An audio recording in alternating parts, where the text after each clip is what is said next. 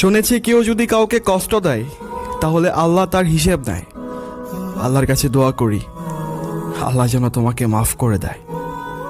কারণ যতটা কষ্ট আমি পেয়েছি, যদি 10-10টা মেয়েকে সমানভাবে ভাগ করে দেওয়া হয় তাহলে মেয়েগুলো উপায় না পেয়ে বলবে আমি আত্মহত্যা করতে চাই।